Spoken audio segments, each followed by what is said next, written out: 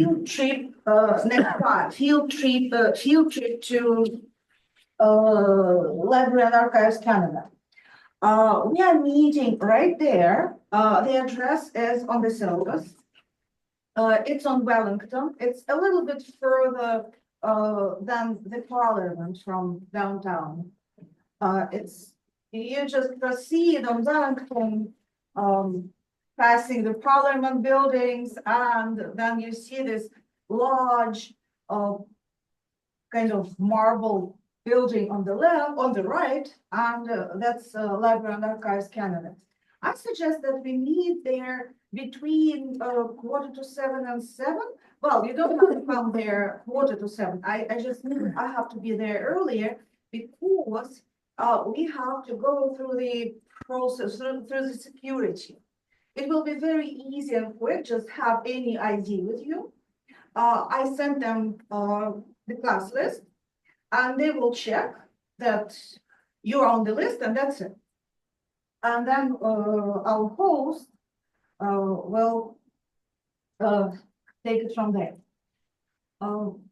Okay, so today I'm going to continue with Ian Clark first, and I will talk about his novel, The Second Scroll, and then we'll have a break, and then I will talk about Irving Layton. And flip, flip, flip. And here we are.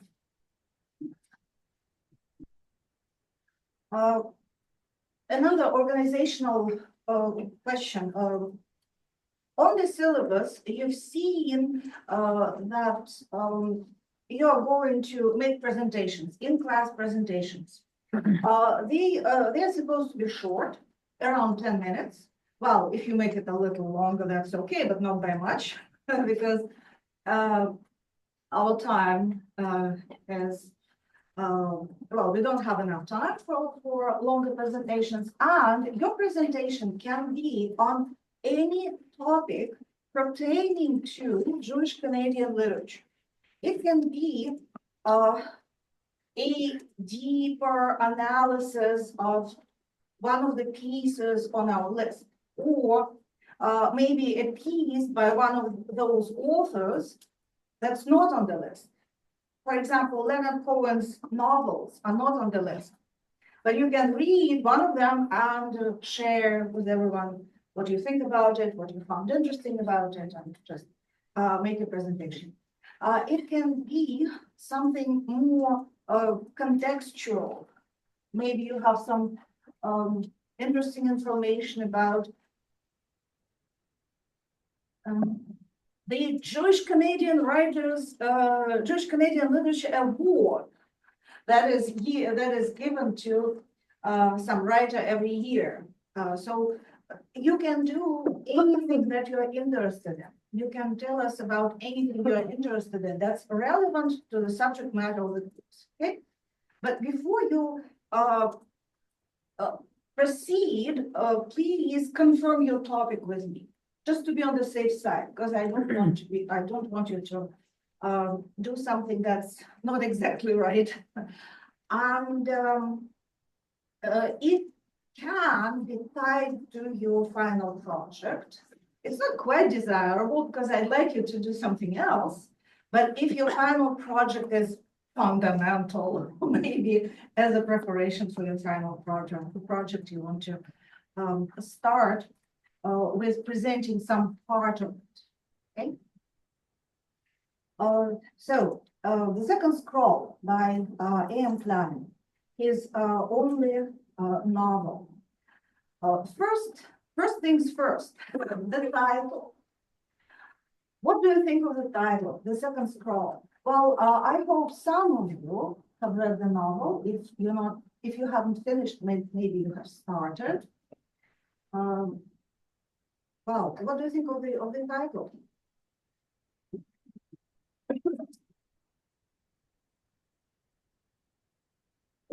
Second scroll. There must be some first scroll, logically.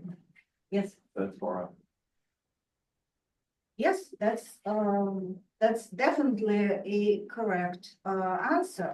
The scroll of the Torah.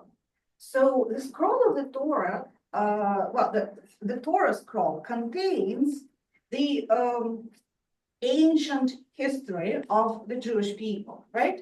And the second scroll is the modern, not modern, the history of the Jewish people in the diaspora. What happened after that biblical history that and it doesn't mean that A.M. Klein compares his work, his tiny, teeny novel, to the Torah. It might be even ironic on his part. The greatest book of all, and this is what follows.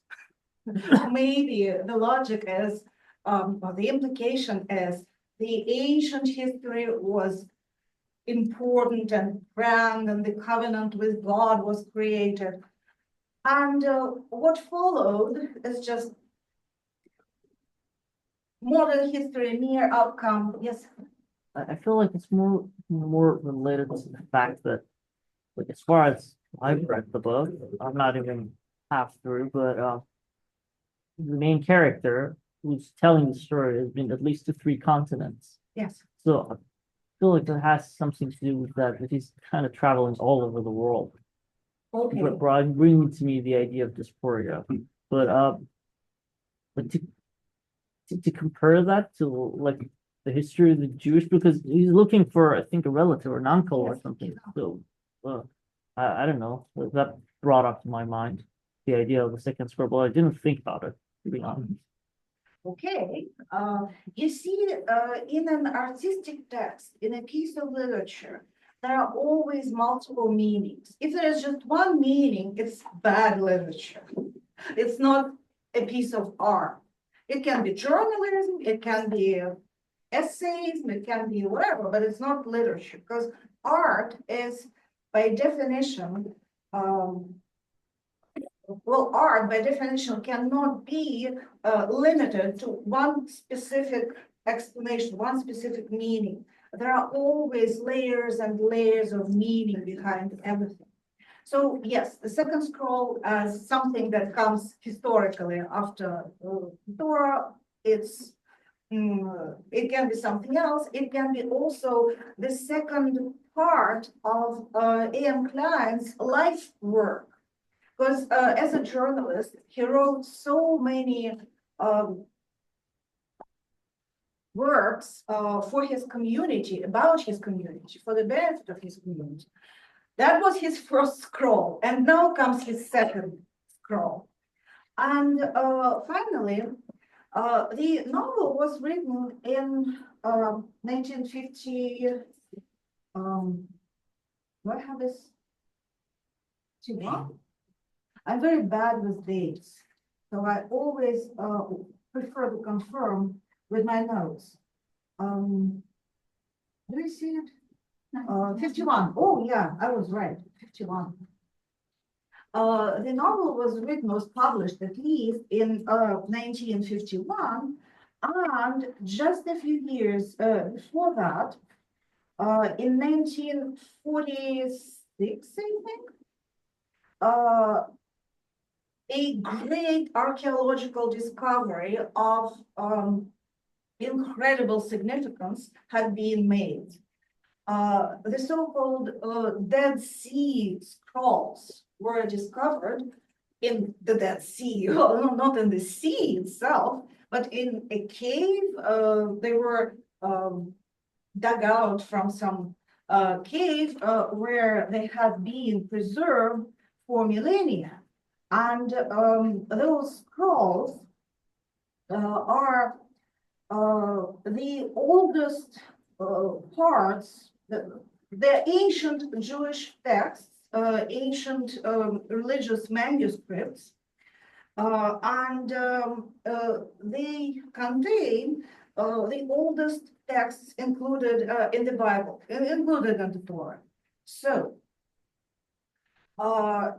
this discovery could have prompted the discovery of those Dead Sea Scrolls could have prompted A.M. Klein's title, The Second Scroll.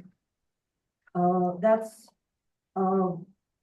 not just possible, but highly likely. Okay. The first question I have on the slide is this really a novel?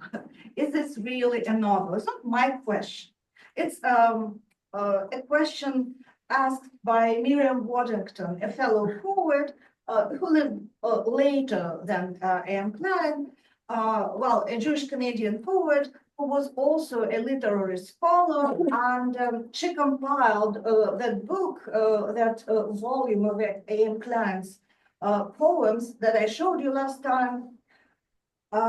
So she knew what she was talking about, and she asked this question. If you have read or have started reading the novel, what do you think of this question? Hannah? Part of it is a novel, and part of it is like a collection of like poems and plays. Yeah. It ends with like him finding out what happened to his uncle, and then next thing you know, you're reading a bunch of poems, and then the next section is a play, like a script of plays. Like it's a yes and no. Yeah, it's not a conventional novel for sure. The short and simple answer, it's a modernist novel that defies the conventions of a classical 19th century novel about some character's love story, or about the formation of a character, like in Dickens or in Jane Austen. Well, Jane Austen is basically the 18th century, but still.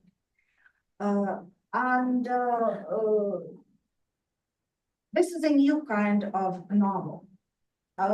Any ideas or more ideas about that? Ali, did you want to say something?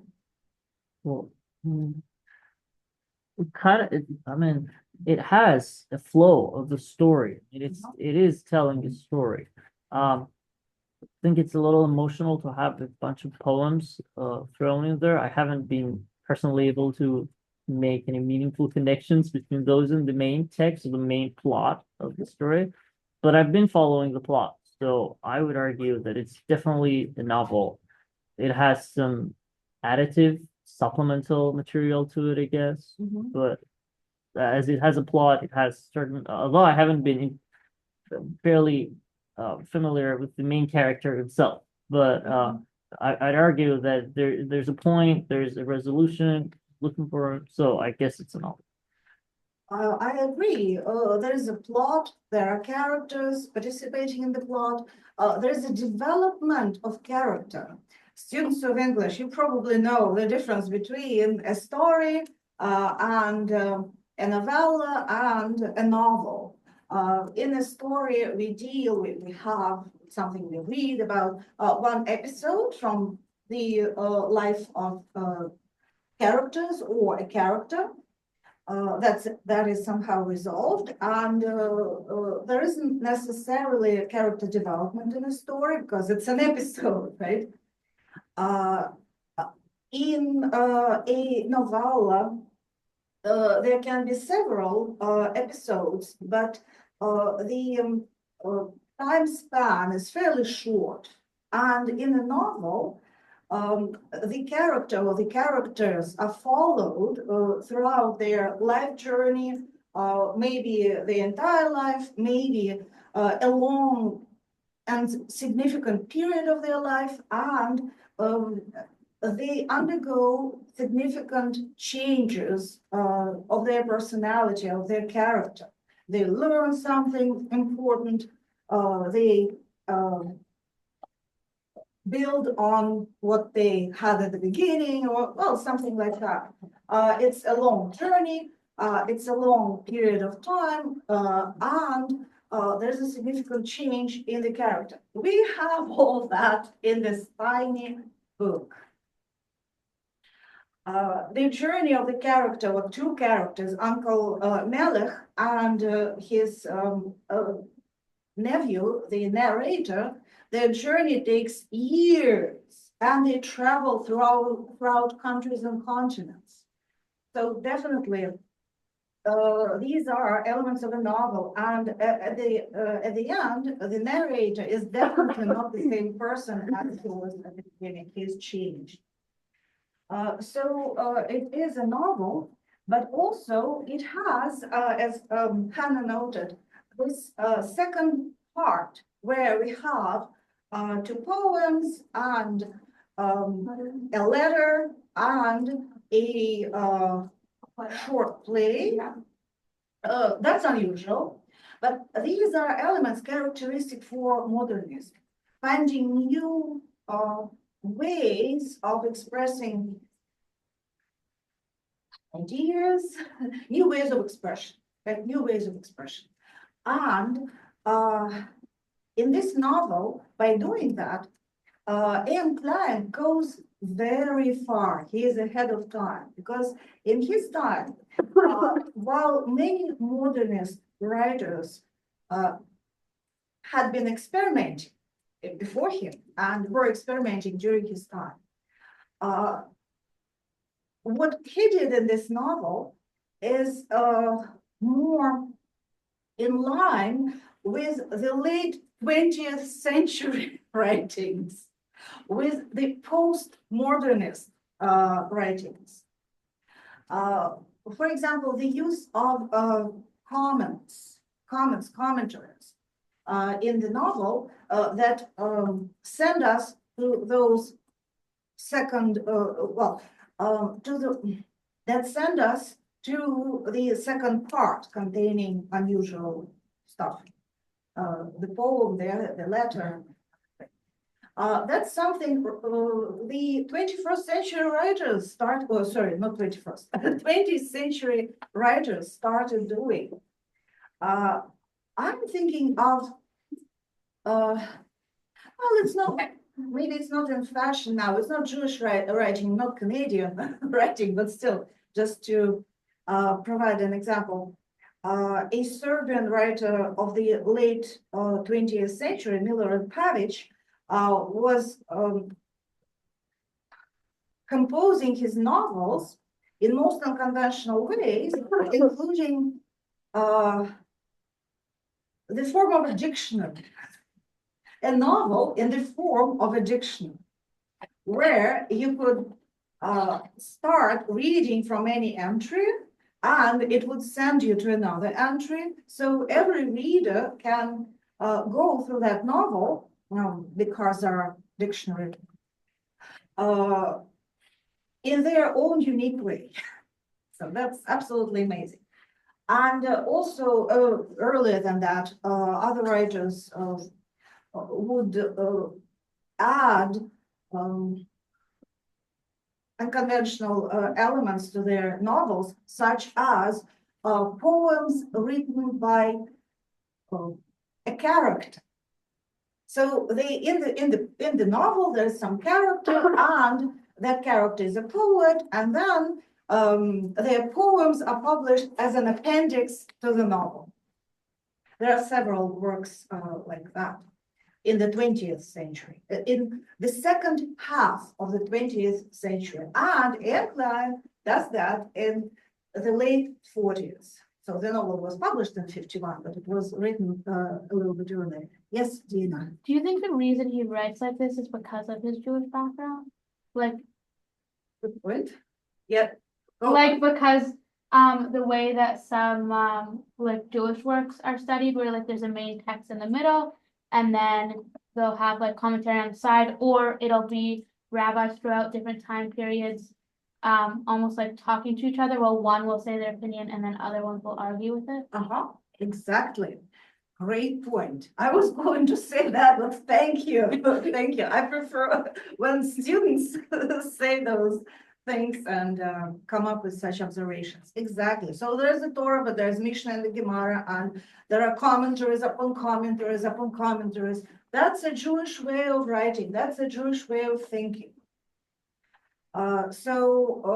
What M. Klein did as the first Canadian modernist is he used this ancient tradition of Jewish writing and Jewish way of thinking to push Canadian literature into modernity. It was pretty backward. M. Klein gave it a good kick. Also, like many modernists, M. Klein was using was it a handle? Oh, no, sorry. M. Klein was using classical works of literature as a model for his own.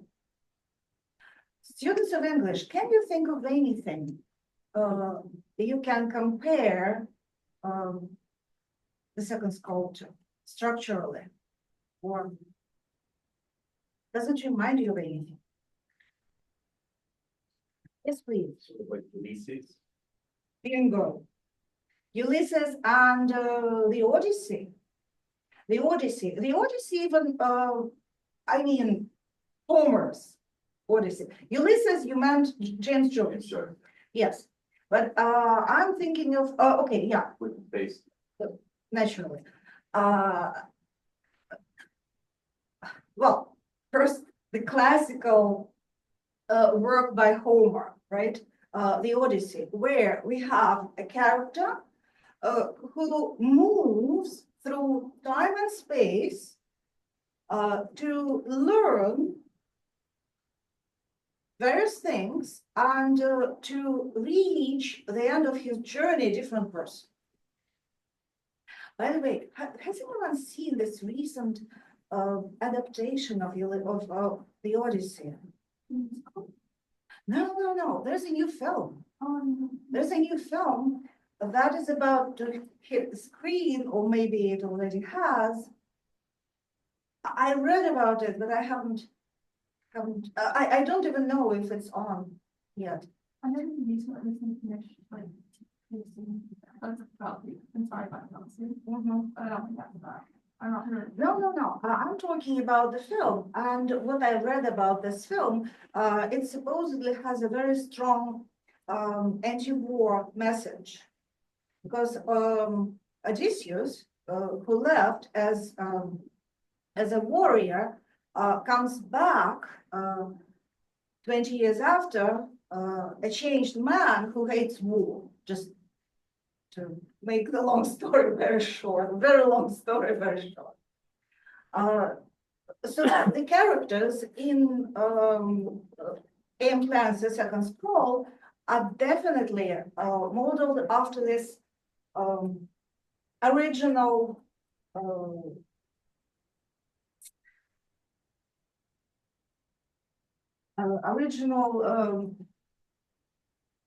story about a traveler. It's not by chance that I mentioned the word traveler. In English, or in world literature, but in English literature as well. In world literature, there's this genre of travel literature. Does it ring a bell? Travel literature? Yeah. Any examples? I'm blanking on the name, but like Oliver Travel, this one. Yeah, absolutely. Robinson Crusoe. Yeah, Passage to India.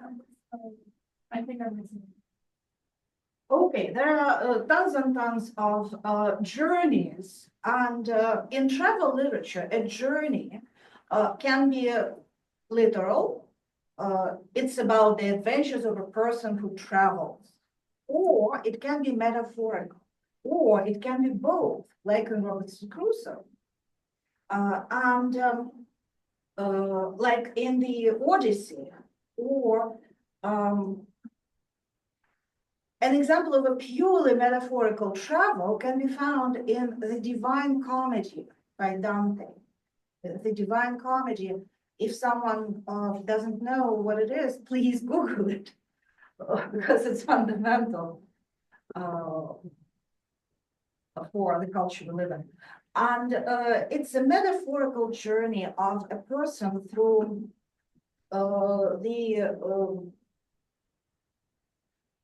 through hell, limbo, and he ends up in paradise as a guest, not to stay. But it's a metaphorical journey because it happens in a dream. And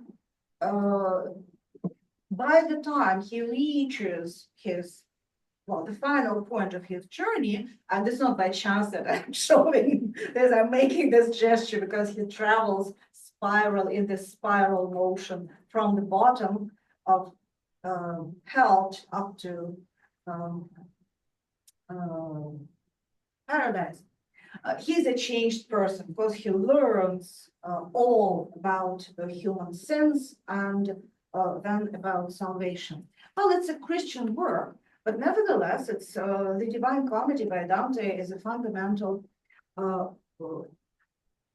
example, model of a symbolic journey.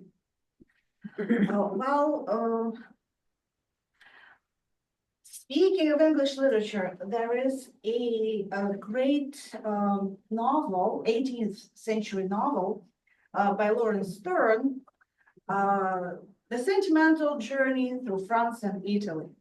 Don't get me started on that because I love it so much, but it's an ironic journey.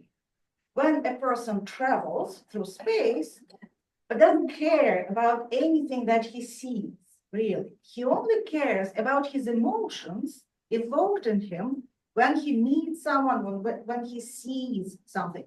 For example, a chapter called Versailles does not describe Versailles at all. Yes, the character stops there, but he doesn't care about the beauty, the architecture, the gardens, just about his emotions. So that's another example of travel literature that definitely influenced A.M. Klein's novel, because the narrator does tell us about his emotion, about his emotional reactions, about his state of mind. And what else? That might be less relevant. I'm just very much tempted to mention it. You will see why. There's an 18th century classical novel by a French writer, Xavier de Maistre. It's called Voyage autour de ma chambre, a journey around my room. Now, I'll tell you why I wanted to mention it. In this novel, the character is locked up in his room for 6 weeks. Sounds familiar. I've been there. I've gone through that. He travels, quote unquote, around his not his room, his apartment, around his apartment. Do you remember the jokes during the pandemic about traveling to the beach or the bathroom or something like that? People would give their rooms some names and speak about going to another room as if they were traveling somewhere. Finally, Ulysses, that was already mentioned. What's your name, man? Graham. Thank you, Graham. Ulysses by James Joyce. You already know that A.M. Klein was greatly influenced by the English modernists such as T.S. Eliot and James Joyce. Well, if you are not students of English, you might not be familiar with, and even if you are, with James Joyce's Ulysses. It's a novel that was written in, again, don't get me started about who James Joyce was. It will be a long footnote. So I'll try to limit myself to what's necessary. In James Joyce was an Irish writer who wrote in English, the greatest, the most fundamental writer of modernism, the father of modernism. And he based his novel, Ulysses, on the Odyssey by Homer, but very loosely. While in Homer's Odyssey, the central character is this king, ancient king, Odysseus, who is a great warrior, who is handsome and strong. In Joyce's Ulysses, the central character is a middle-class Jewish man, overweight, shy, cuckolded by his wife, and he is the opposite of this grand figure of Odysseus. But still, to the author, a very ordinary man is as important as this ancient king Odysseus in Odyssey. And while Odysseus in Homer's ancient epic travels extensively, the central character of James Joyce's Ulysses spends one day walking around the city of Dublin. So another parodic element. And he meets different people, and yet he becomes, well, even though it's just one day, just one city, he becomes a new person. He gets changed. He undergoes fundamental changes, and he finds what he was, or who he was searching for, a spiritual connection with a person who is like his son, not his son, but like his son. And this definitely served as a model for the second scroll. In the second scroll, there are two main characters, right? The narrator and the person he's looking for.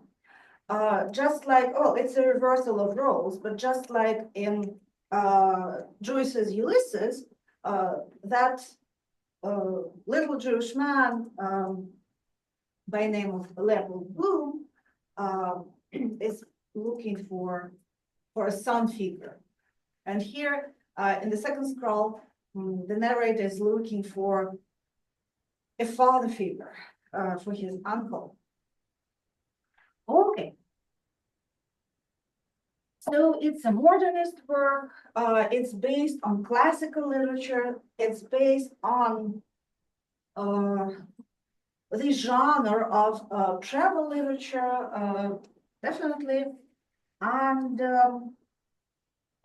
it starts the modernism in Canada. Also, speaking of the genre, I've been talking about the genre of travel literature, but it also has some elements of a detective story, doesn't it? In a detective story, there is a mystery and a person trying to solve it. That's exactly what's happening in this novel. There is this mysterious, sorry, there will be lots of spoilers. If you haven't read, there will be lots of spoilers. But it's not that kind of a novel where spoilers ruin the experience. They don't feel. Because it's about how things happen, what is described, what ideas the author talks about. And the plot is extremely simple. It's just the narrator looking for his uncle, who he has never met, and who he fails to find. And even when he finds him, he can't meet him.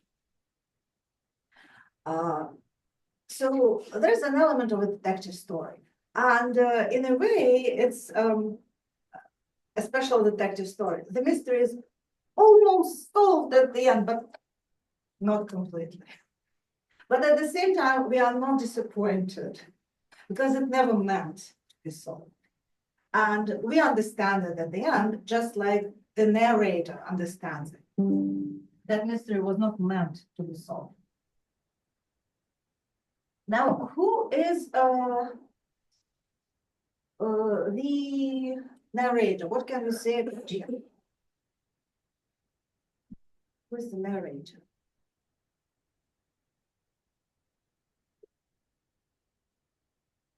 What do we know about him? Please. Well, other than the fact that he was living in Montreal, then he receives the news that his uncle was survived the Holocaust in Europe, and then he travels to Europe to find him.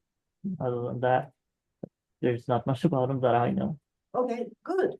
Because that's how it is. We don't know much about the narrator. He doesn't talk a lot about himself. He talks about his family and a little bit at the beginning. He keeps talking about his uncle who he is looking for, and he keeps talking about what he sees around him. Hello, the genre of travel literature, right? And as for himself, he also has a little bit of mystery.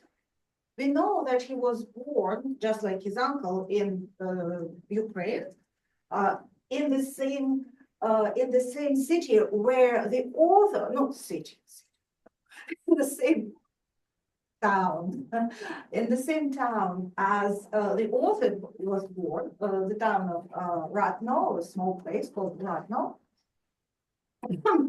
So maybe in a way, it's an alter ego of the author.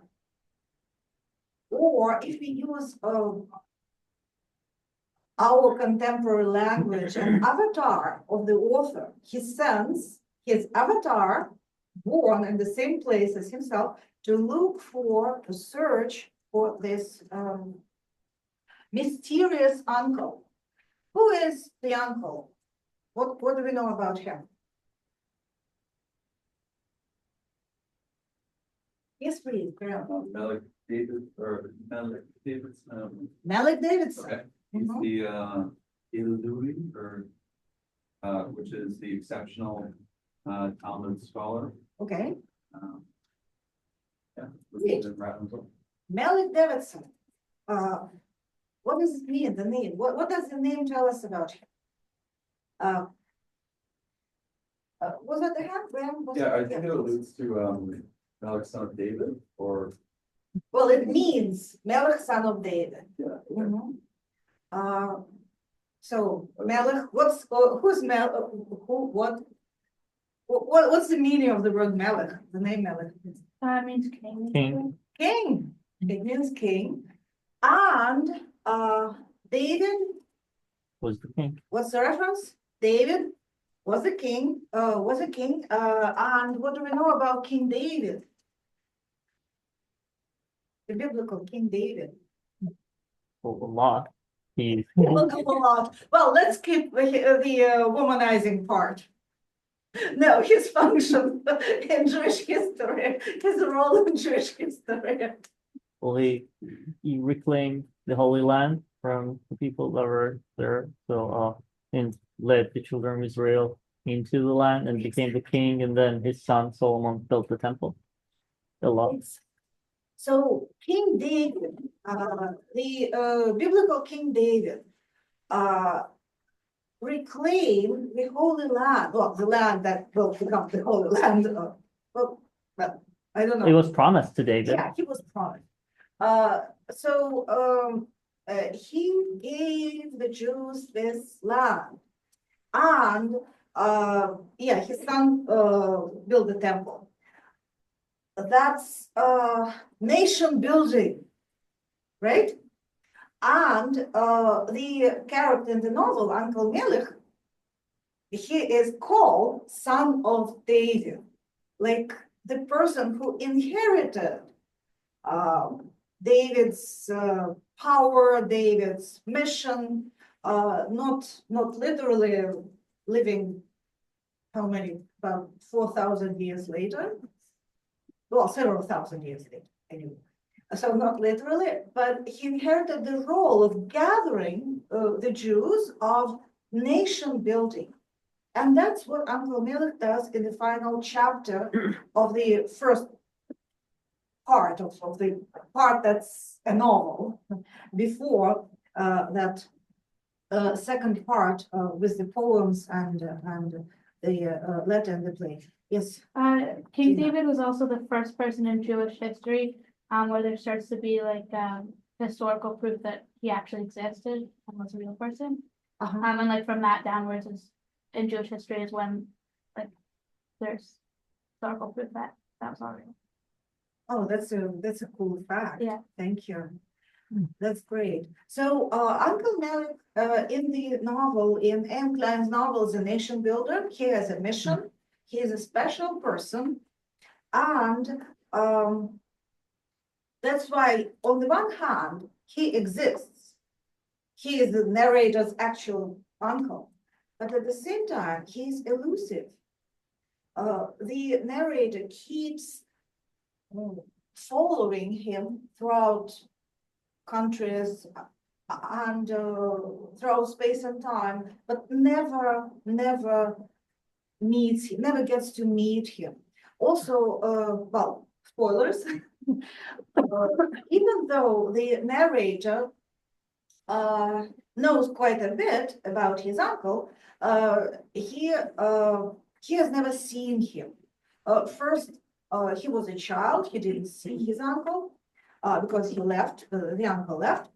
Then he saw at some point, I keep mixing up grammatical tenses. He sees, later well, when we talk about a piece of art, a piece of literature, even a movie, even a piece of theater, it's better to talk about it in the present tense.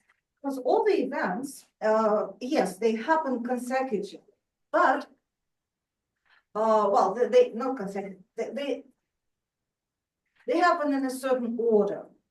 But every time we open a book or we watch the same film for the second time, for the third time, those events are still there. They happen again. So to us, the end is eternal present. Even though in the world of a book, they happen one after another. So the present tense is preferable. Take a note for your papers. It's preferable to discuss literature in the present tense. So the narrator doesn't see his uncle when he himself is a child. Then he tries to find a picture, a photograph of his uncle, but can't. Then finally, again, he finds a picture where his uncle is captured, where his uncle's likeness is captured, but it was spoiled by double exposure. So the face is impossible to see. The uncle's face is impossible to see. And then finally, well, big spoiler, when he catches up with his uncle is a dead body with a face burned beyond recognition. So the narrator never ever gets to see his uncle's face. Why is it important? What does it mean? What can we think of it?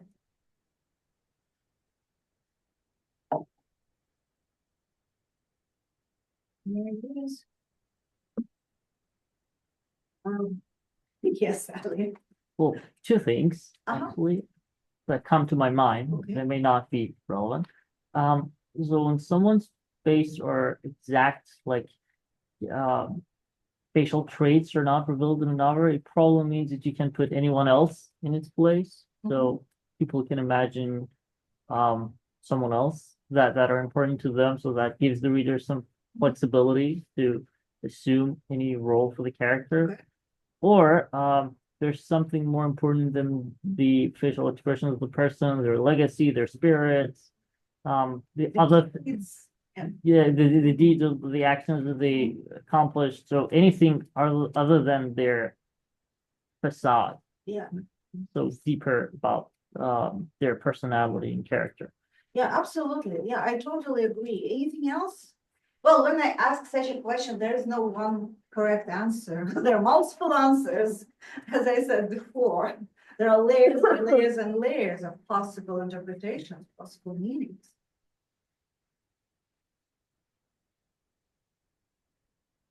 Yes, please. Maybe that maybe like does that actually really matter? Like what is it doesn't matter who he is, it doesn't matter what it looks like, it's more different.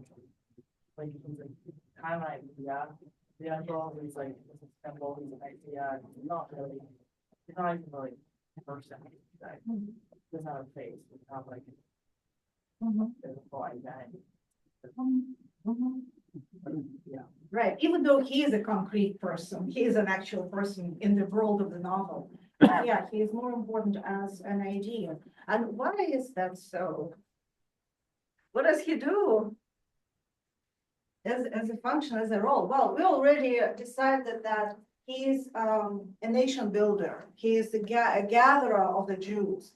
He is doing the same kingly task as King David did millennia before him. Okay, if you haven't finished the novel, you probably can't tell. It's difficult to tell. Well, in one of the chapters of the novel, again a spoiler,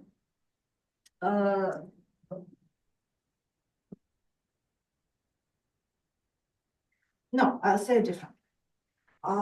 Throughout his journey, which is also his life journey, Uncle Melech is representing what Jewish people were doing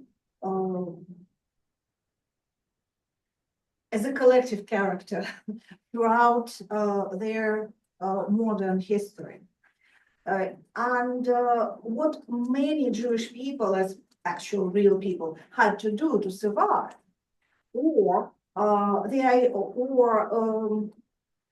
maybe they flirted with some ideas that seemed important for them, not just for them personally, but for them as representatives of their people.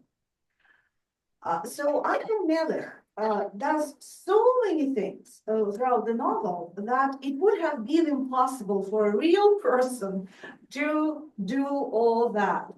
At the beginning, he escapes a pogrom. That's something that many people really, well, some people really did. It's plausible.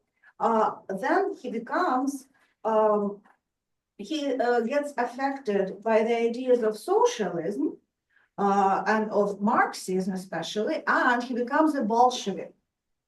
And he participates in the formation of this new state of the Soviet Union, the new state that appeared after the Russian Revolution, where the Russian Empire used to exist. The Russian Empire was extremely oppressive towards the Jews, extremely oppressive.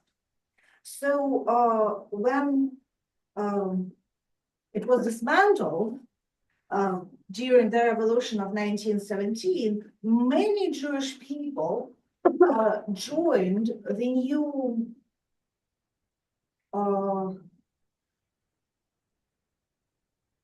welcomed the new state and the new ideology because it liberated them. Okay, a footnote. A footnote. Sorry, I don't want to confuse you, but really, historical commentary is necessary. Where shall I start? In the 18th century. I'll start from the 18th century, where At some point, the Russian empress, Catherine the Great, grabbed a big territory, a big part, a big chunk of what used to be Poland. Poland was divided between three big powerful countries, partitioned. And the eastern part of Poland became a part of the Russian Empire. That part of Poland was inhabited by lots of Jews. Basically, the majority of Polish Jews lived there. So suddenly, the Russian Empire acquired a new ethnic minority. There were practically no Jews in the Russian Empire before, just singular individuals. Now there was this population of Jewish people, and no one knew what to do with it. Russian merchants, well, the merchant class, became extremely worried because those Polish Jews, or formerly Polish Jews, were active in commerce. So the Russian merchants were horrified of this new competition, and they wrote to the Empress a collective letter to the Empress, and she said, of course, I will protect my people from those newcomers who are not even Christians. And she issued a decree that created a territory in the west of the Russian Empire where Poland was, where Ukraine now is, and Belarus now is, and a bit of Moldova, well, the western part of the Russian Empire. She created a special territory that was called a Pale of Settlement. Pale of Settlement, P-A-L-E, Pale of Settlement. So the Jews would only live there. They could not go anywhere else for any purpose. Well, there were exceptions, but I'm not going to go into these details, maybe later on. The Jews in the Russian Empire had very few civic rights. They couldn't move out of the territory. They could not own land at all. They could not, well, there were many limitations, okay, legal limitations. So they were an extremely oppressed ethnic minority, an extremely oppressed part of the population in the Russian Empire. After the revolution in 1917, all that was suddenly gone. Jews were regular citizens of the new state. They had the same rights as everyone else. So they were very happy about it. There was a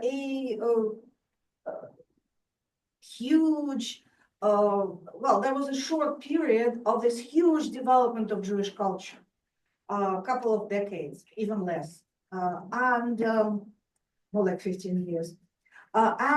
Naturally, many young Jewish people welcomed this new state, these changes that gave them rights, that liberated them, and became Bolsheviks. Well, that's another, that leads us into another direction, but back to M. Klein's novel. That's what happens to Uncle Melech in the first chapter. He becomes a Bolshevik because of those things that I've just described. Then he moves on from that, and other changes happen in his life, and he attaches himself to a different set of ideas. He gets disappointed in Marxism. He goes, he finds himself mysteriously in the Vatican, and he nearly converts into Christianity. And then, well, that's what happened to a significant number of Jewish people who converted to Christianity genuinely, not because they were forced to. Forced conversion is a whole different thing. but converted to Christianity because they found something, they felt something, well, they felt attraction, they felt attracted to some Christian ideas. And by the way, if you very important Christian, well, high-ranking Christian priests were Jewish by origin, and later on in the Soviet Union, in late Soviet Union, the most important, not by rank, but by spiritual significance, the most important Russian Orthodox priest, Father Alexander Mikhail, then murdered by the communists, he was Jewish. He was originally Jewish. So it's something that happened to a part of Jewish people. And Uncle Melech, by doing that, by immediately getting baptized, represents that aspect of Jewish history. Then in another chapter, he goes to Morocco and sees the Moroccan Jews living in horrible conditions, barely surviving, hungry, and he puts them on a ship and takes them to France. So that's another part of Jewish history in the 20th century. And other things. I'm not telling everything that telling you everything that happens in the novel. My point is that Uncle Melech is the Jewish people. He doesn't have a face because on one hand, he is an individual. On the other hand, he is all Jewish people condensed into one person. He is a Jewish everyman. Another commentary necessary. I'm like a rabbi, providing a comment upon a comment upon a comment.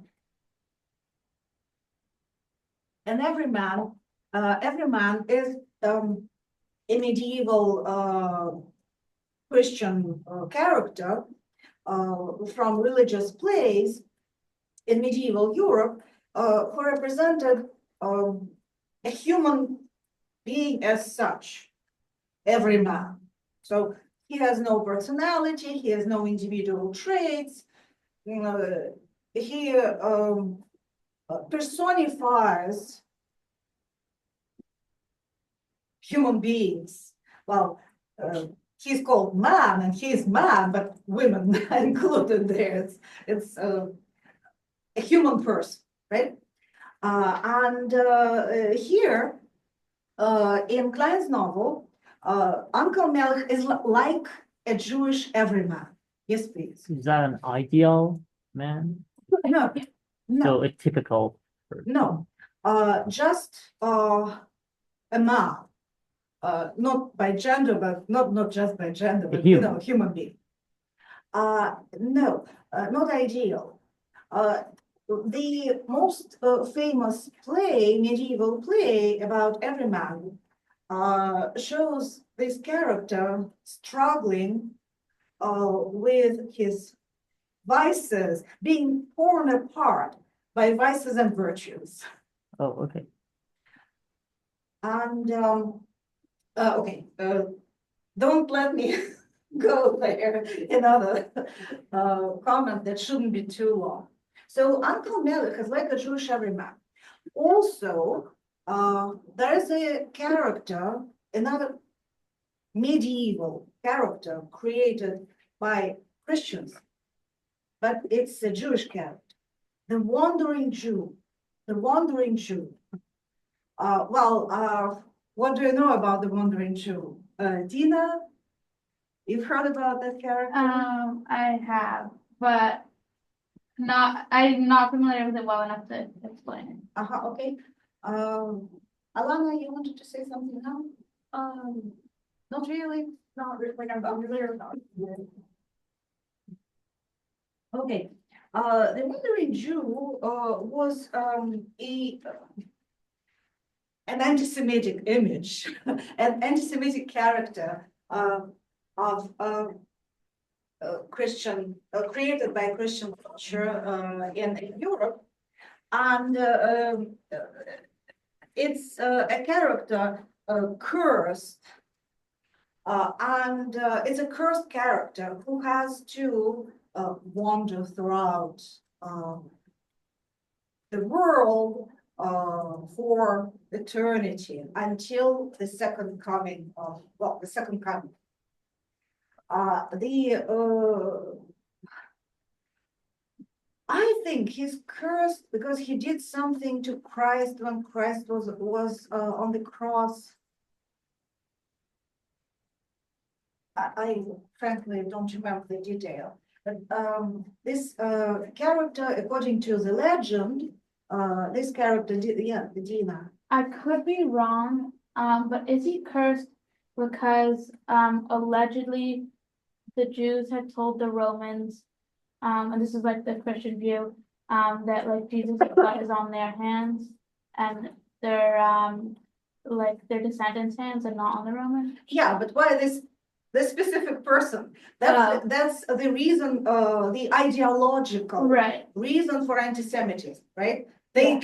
They killed Jesus Christ, which is of course ridiculous, but well, that's the anti-Semitic point of view. But this specific person, the wandering Jew, he was cursed for something he said or he did when Jesus Christ was dying on the cross, and for that he's cursed and has to wander throughout the world for eternity until the second coming. And Uncle Melech is in a way a wandering Jew, literally. He's a Jew and he travels. So there's this reference, definitely in Klein's novel. And his readers would definitely be able to pick it up, would be able to notice this reference. Now, the structure of the novel follows the Pentateuch. It follows the first 5 books of the Jewish Bible. If you open the contents, you can see it very clearly. Genesis, Exodus, Leviticus, Numbers, and Deuteronomy. So the first 5 parts, 5 chapters of the Jewish Bible. And how do they correspond to each other? If you read the novel, well, started reading the novel, maybe you noticed something.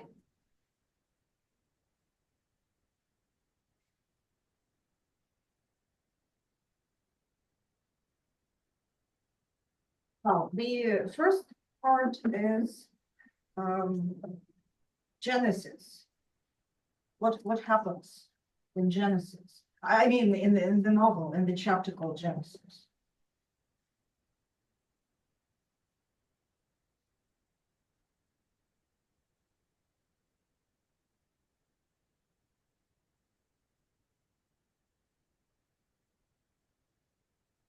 Well, Genesis, the origin, right? The origin, how it all started.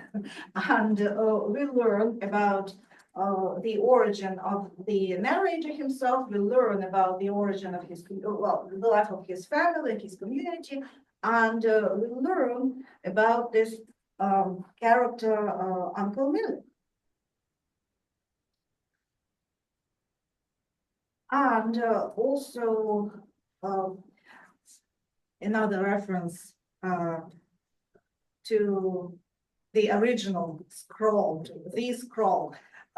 There is a flashback at the beginning of the novel when the events are said during Simchat Torah, during the holidays, the holiday celebrating Torah. So the author, Klein, basically points at it. Don't miss this reference. It's right there. I'm celebrating the Torah with this book and with the structure of this book. He basically, yeah, tells us that. Now, So Genesis, the first part of the book, the first chapter of the book. I'm just looking for examples that I have somewhere.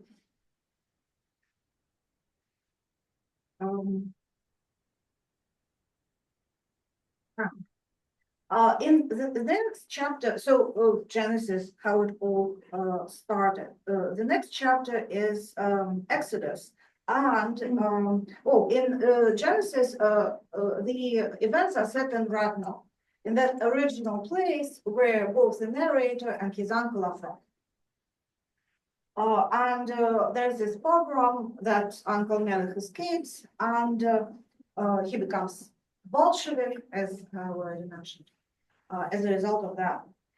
Then Exodus is set in a ghetto in a town of Kamenets. And that's the chapter about the Holocaust. And again, Uncle Melech survives, like some Jewish people survived the Holocaust, and no, he's saved by a peasant. Another archetypal story, because typically those people who were saved during the Holocaust were not everyone. It's a typical story that we read in many memoirs of the survivors. They were helped by someone who helped them hide, who would feed them, who would just protect them. And another archetypal story, an everyman's story, the story of a person who represents represents Jewish experience. In the next chapter is Leviticus. Leviticus, priestly things, something connected to priests. And indeed, in that next chapter, Uncle Melech finds himself in the Vatican, in Rome, and he gets enamored with Christianity temporarily, and he almost gets converted, and he makes friends with priests in the Vatican. So that's Leviticus. Then the next chapter is, the fourth chapter is Numbers. And that's when Uncle Melech is in Morocco, in Casablanca. Why numbers? What numbers? There are numbers of suffering Jewish people. There are lots of suffering Jewish people in Casablanca. And Uncle Melech tries to help them and ship them to France. Then the final chapter is Deuteronomy. Deuteronomy, what's the translation of Deuteronomy? Double law? Something like that. Yeah. You know what's called? Well, it contains two words, one for two and another for law. The two laws.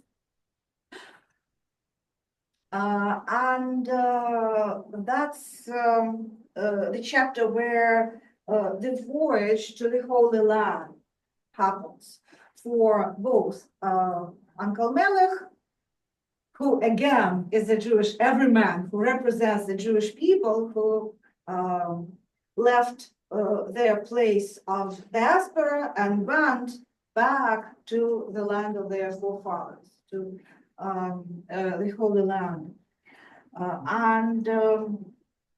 Their Uncle Melech does what Jewish people did in the Holy Land.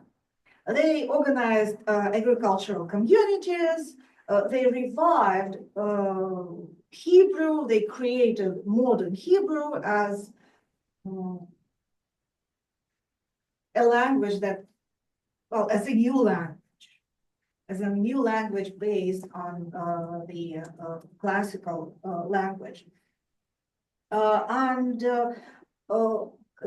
task of Uncle Melech Davidson, is completed there. he gathers Jewish people in the Holy Land. He, as a nation builder, he completes his task and, well, he dies.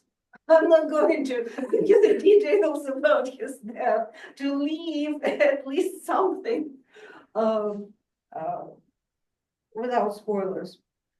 So that's the journey of this new king of the Jews, of this new David throughout time and space, and throughout different concepts, different ideas, different events, different things that happened to Jews. Okay, before the break, I'd like to finish with this. I'd like to finish with the second scroll. So let's go through the appendix, the second part, because the second part is also structured in an interesting way. If the first part, the narrative part, is structured as the 5 books, as the Pentateuch, the second part is structured the structure of the second part is based on the Hebrew alphabet. Every chapter or every part here bears the name of a letter. So first we have Aleph. And in the Jewish tradition, especially in the Kabbalistic tradition, every letter has some meaning. Well, when we think of the Latin alphabet we are all using, a letter represents a sound. But in the Hebrew alphabet, a letter, well, of course, it represents a sound as well. Otherwise, how can you read? But it also represents, symbolically, represents a number of things. Aleph represents creation. Aleph stands for the creation of something from nothing, just like the creation of the world, just like this recreation of a nation from the diaspora. Also, it stands for, theologically, it stands for God's oneness. Then we have, I don't know the Hebrew pronunciation, I know the Yiddish pronunciation means, what's the Hebrew pronunciation? Bet. Bet, okay, as easy as that. And it's actually 2 letters. It's like bays and bays, or bet and bet. There, it represents, bet represents duality. It represents duality. And it can be, well, all things that come in pairs. The creator and the world, yes and no, light and darkness, up and down, good and bad. So all those dual things are contained symbolically in letter bet.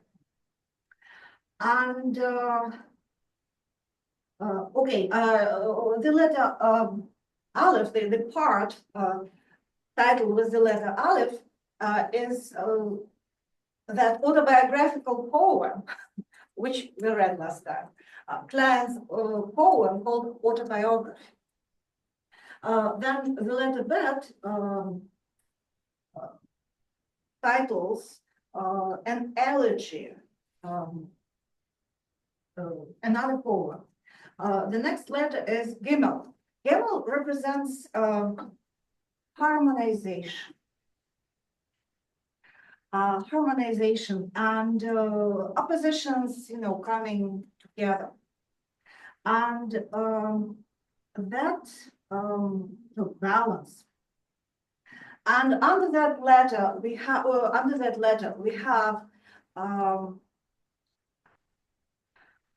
a letter in the different sense of the word of Uncle Melech to Monsignor, to a cardinal, that letter about the Sistine Chapel.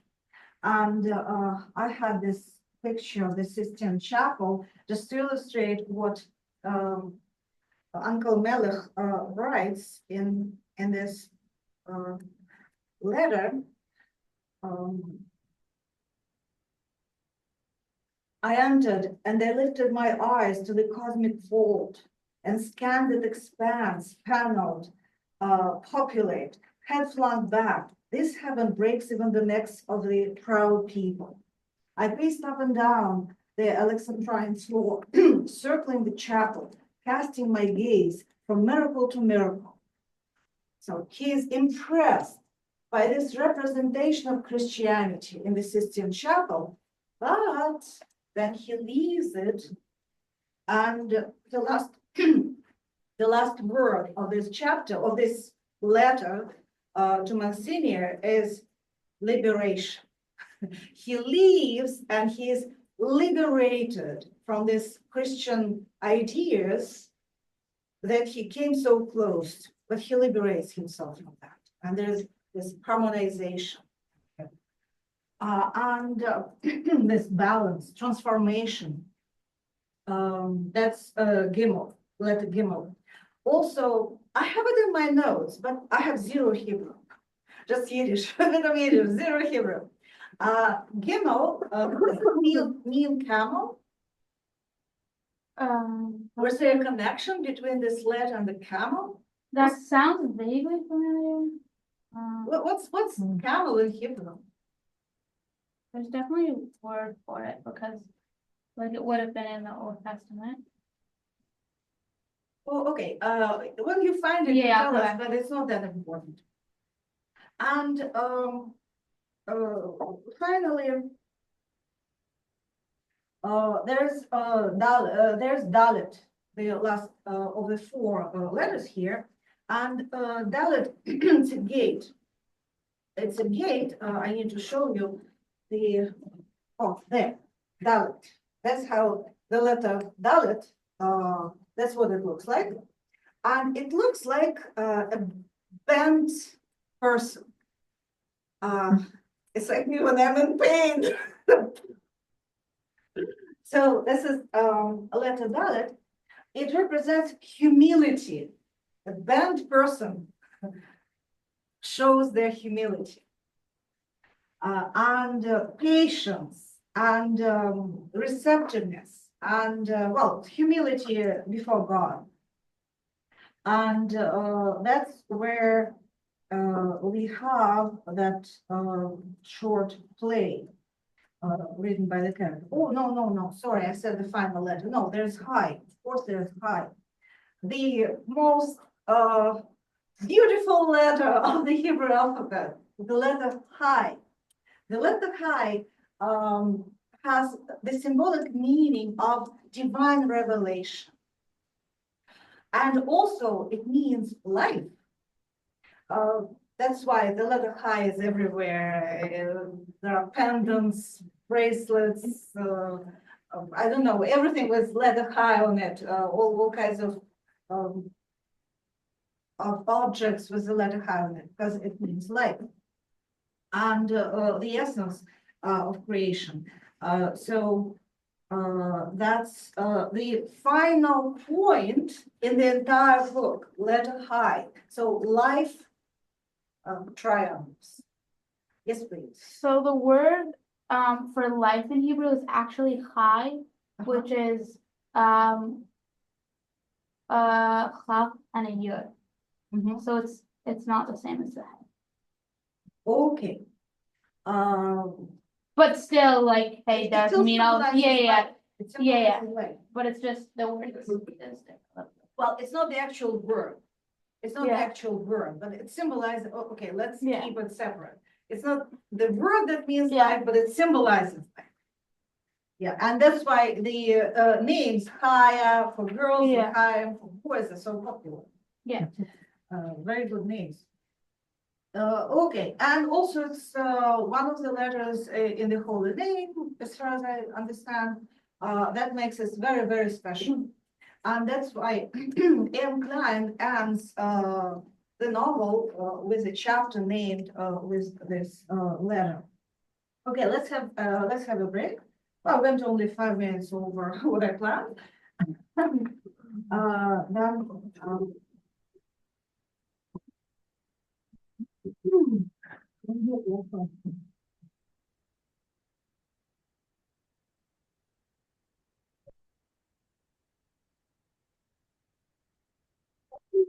for 5 minutes or Try. in order not to waste spend a lot of time on urban Layton. But because of our trip to Library and Archives Canada, we are losing a chunk of time that could have been dedicated to Layton.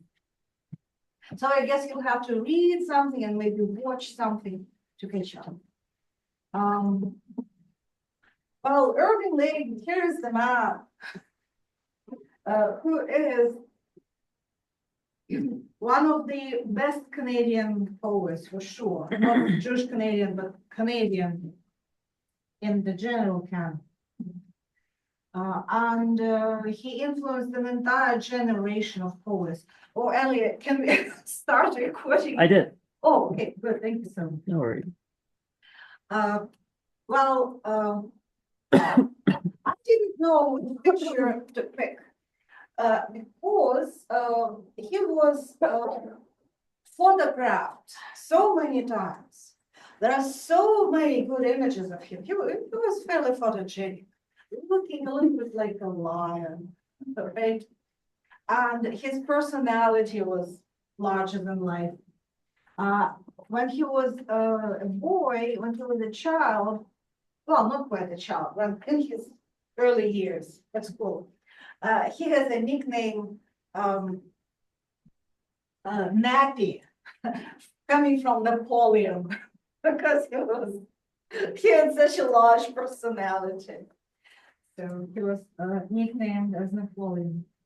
Well, let's learn as much as we can about him.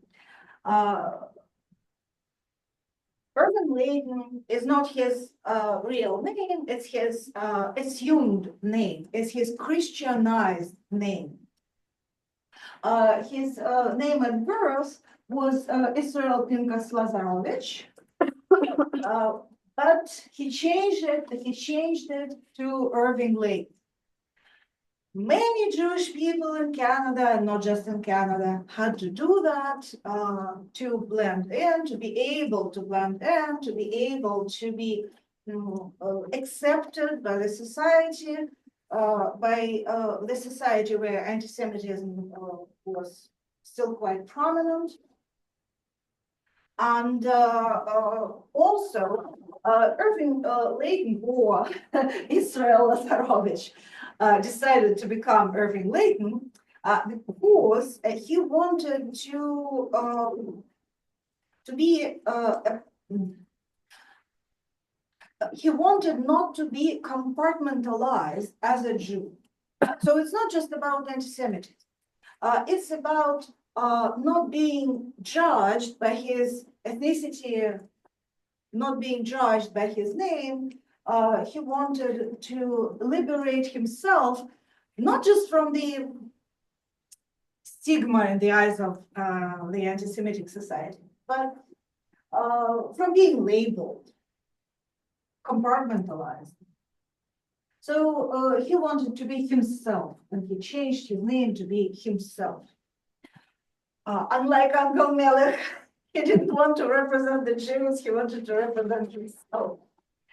And throughout his life, he kept working on creating his unique identity, mythologizing himself. Well, the man was full of himself, as you can guess. Not necessarily always in a good way, sometimes in a bad way, but well, he's still a great poet. he was not born in Canada, he was born in Romania. He was born in Romania, and that's why we will see references to Romania in his poems, and also references to him as a Romanian in other poets' works. For example, in Leonard Cohen's works. And I have a little quotation here. A quotation from one of Layton's poems. You want culture? Subsidize a talented Italian or Jew. A neurotic Romanian will also do. That's how he characterizes himself, a neurotic Romanian. Of course, Jewish Romanian. His parents, he was born in Romania. His family came on this side of the Atlantic in search of a better life.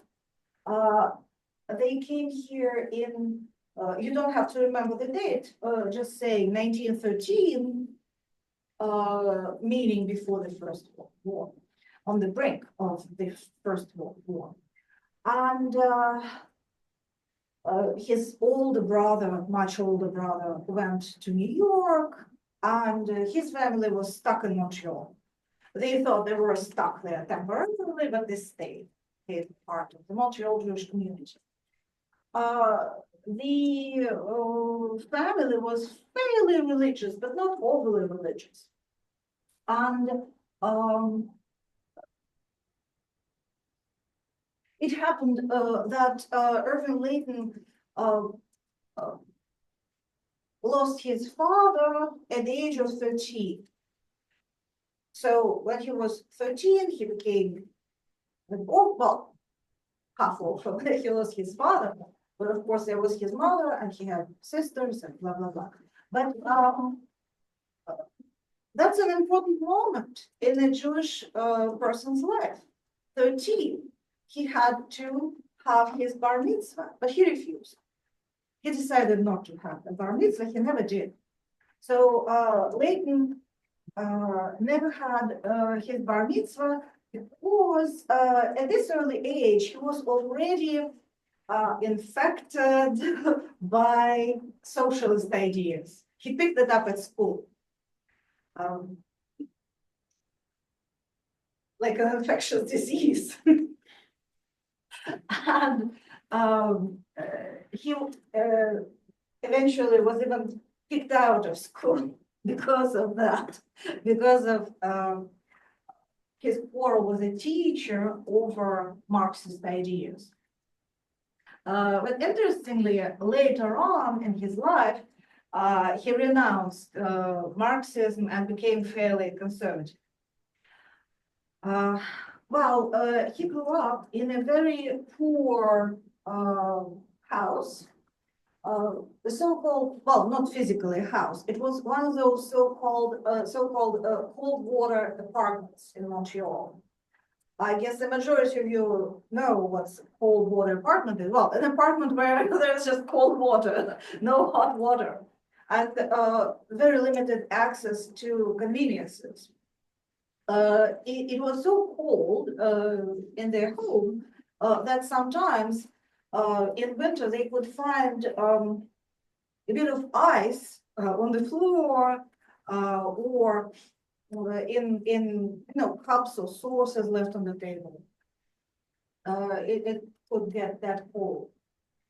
His mother was a very strong, emotionally strong person, had a very strong personality.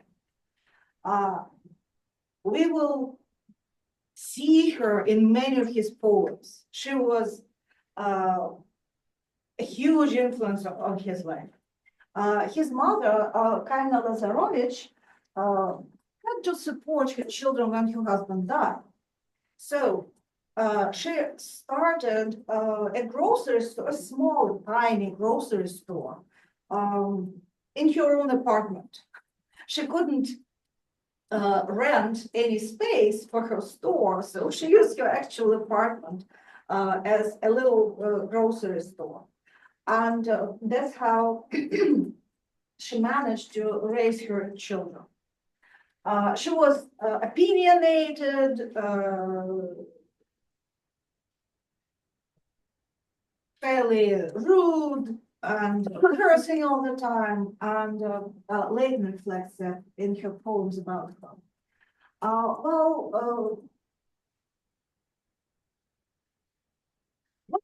Here, he grew up in Montreal in a poor immigrant neighborhood.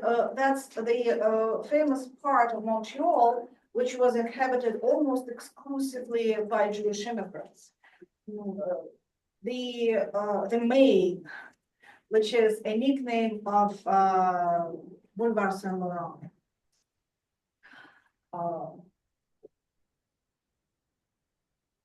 In that part of Montreal, inhabited, as I said, almost exclusively by Jews, there was very little contact with the Anglophone world, the Anglophone part of Montreal.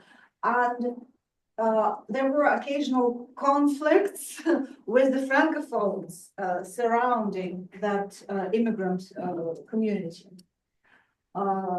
Those three main parts of three main components of Montreal's population had to coexist, but didn't like each other.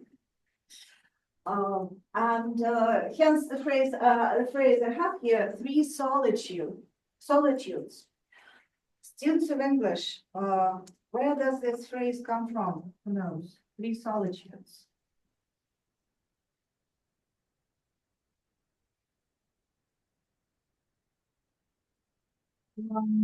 Canadian literature, two solitudes. No? Okay, there's a classical novel classical Canadian novel by a Canadian author, Hugh MacLennan, titled Two Solitudes. It's about the coexistence of the French and the English in Canada.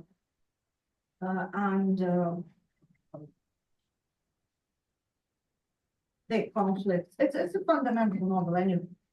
So three solitudes is an expression used to describe the Jews, the French, and the English in Montreal, because they had to coexist, but they stayed as far from each other as possible without mingling.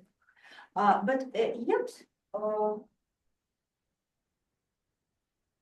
well, this is a comment that I have to make either now or later on. I'll make it now. Yet the Jewish community of Montreal was Anglophone, became Anglophone. That was the language they learned when they came to Montreal, not French. Any ideas why? Yes, Mama.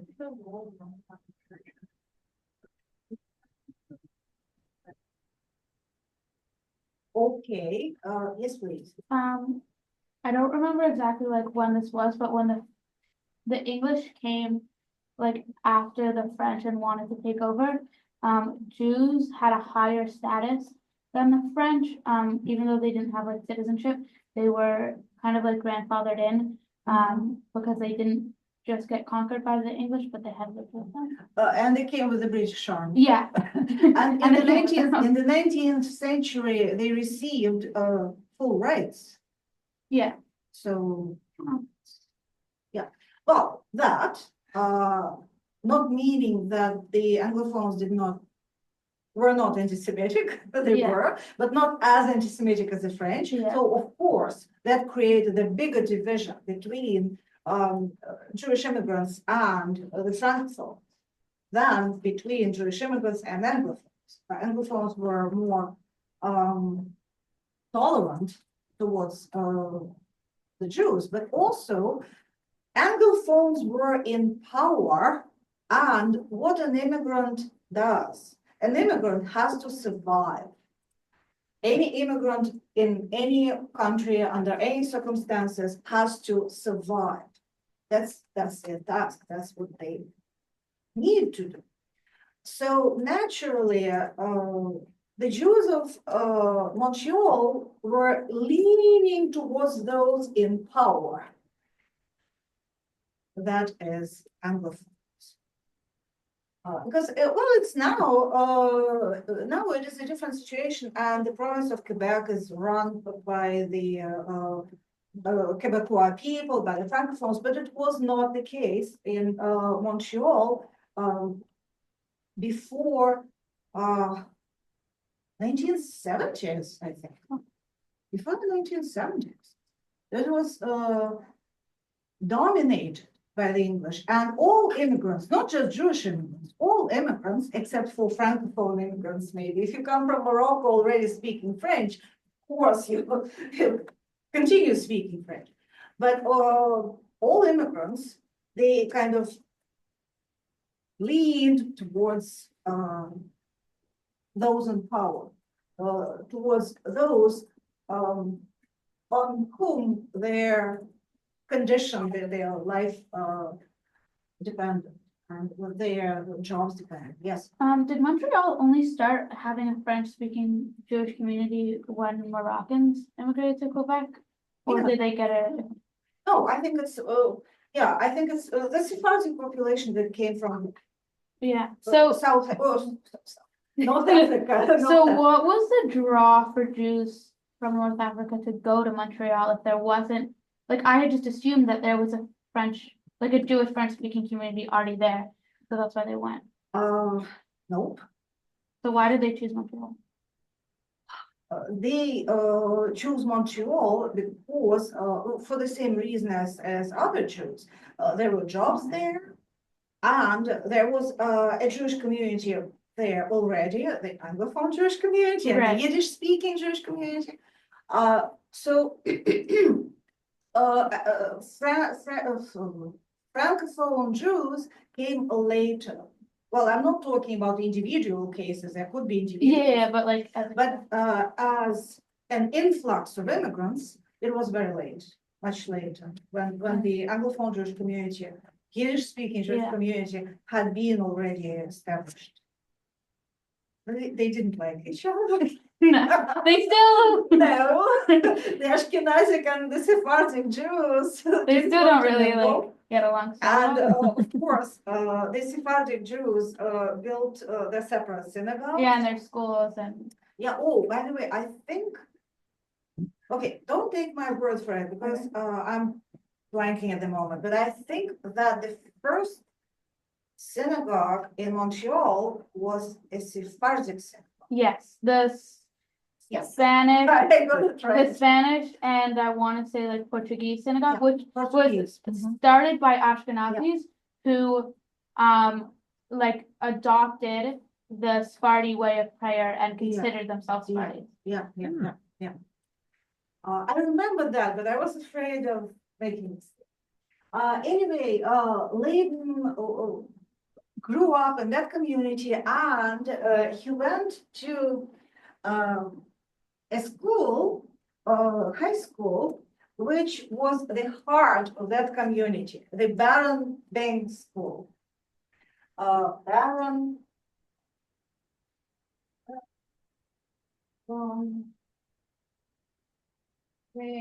High School, Baron Bank High School. If you, when you go to Montreal, you can go on an excursion throughout Jewish Montreal. There are several versions of this excursions of these walks. For example, in the footsteps of Montreal Jewish writers, or also, well, there are several choices of those excursions, and each of them would make a stop while taking you through the places important for the Jewish community of Montreal. Every excursion will take us, will have a stop at Barabing school, because it was the school where most of the boys of this Jewish community went through, where they studied. Layton studied there, Mordecai Richler studied there. Interestingly, it was a Protestant school. It was not a Jewish school, it was a Christian Protestant school. But the Protestants were very tolerant towards the Jews, and the population of that part of the city was mainly Jewish. So even though it was a Christian school, the absolute majority of students in the 30s and 40s and 60s even were Jewish. We will read a story by Mordecai Richler recalling his time in that school, in Barabing School, and in their entire class, they only had one non-Jewish boy, and they cherished him. They were proud of him. Oh, we have this non-Jewish person in our class. He was their pride and joy. Okay, we will read that story, and you will see for yourself. So, but Layton got expelled from school for his Marxist views and for a quarrel with a teacher who didn't share those views. Well, later on, he met several important cultural figures, including A.M. Klein. Well, Montreal is a large city, but ethnic communities are small. And people knew each other. And it's not surprising that all of those writers, all of those Montreal Jewish writers knew each other, were each other disciples, were each other friends or rivals. It was a fairly small and tiny community. Layton met Klein and learned about poetry from him, but also first Layton learned about poetry from a teacher of literature at Barabing School. His teacher of literature read a poem aloud in class, and that was Alfred Tennyson's The Revenge. Layton was so impressed. There is a bit in his writings where he recalls this transformative moment when he realized that poetry was the most beautiful thing in the world for him. And he writes that he had never imagined English could sound so beautifully and words could be put together in such an amazing way. So he was so impressed that basically because of that poem read in class by his literature teacher, he became the great poet we have. So Klein helped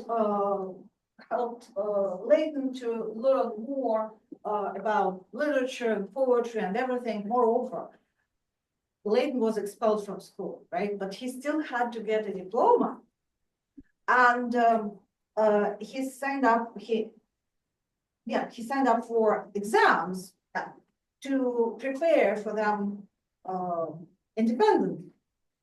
And Klein, who, as we already know,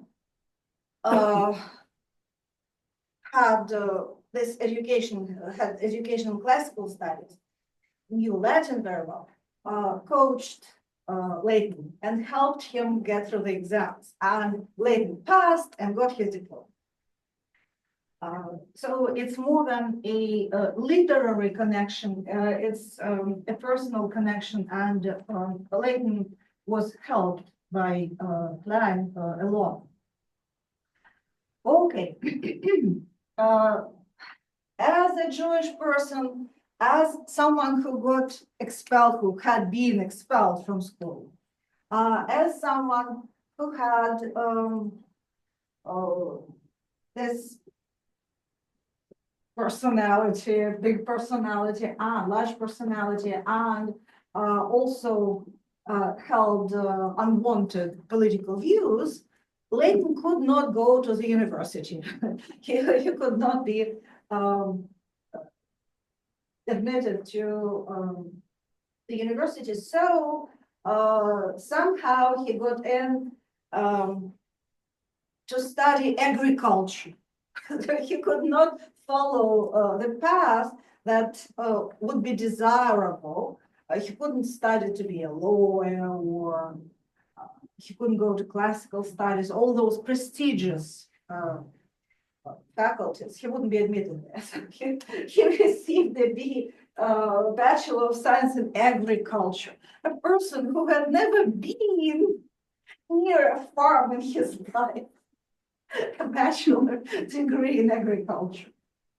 Well, then he managed to do better and got an MA in economics and political science. I'm not trying to belittle a degree in agriculture, but that should be received by someone actually interested in agriculture, right? Not a city boy. And in his situation, it was just the only option to get higher education. Well, Layton had to take take up different jobs, whatever he could manage. And his most stable work, his most stable professional occupation throughout his life was teaching English to immigrants' kids. So he was a teacher of English, helping immigrant kids master the language, and apart from that, he never worked in agriculture, or he never worked in the sphere of political science. He just developed his career as a poet while supporting himself as a teacher of English, teaching. Okay.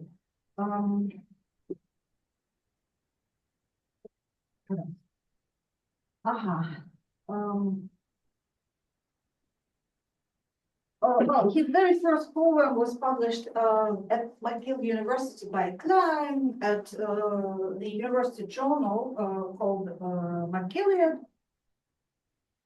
And since then, he had been publishing all the time. He's very prolific. He was a very prolific author. You know, when I look at my bookshelves and compare the number of books by Layton to the number of books by other Jewish Canadian authors, the difference is huge. His works, and I don't think I have all of his books. No, that takes a shelf, an entire shelf of Layton's books, both poetry and essays.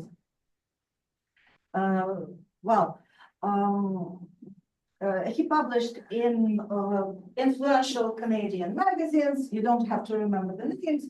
The first Statement and Northern Review, they were important Canadian magazines. So it means his works were recognized fairly early. Also,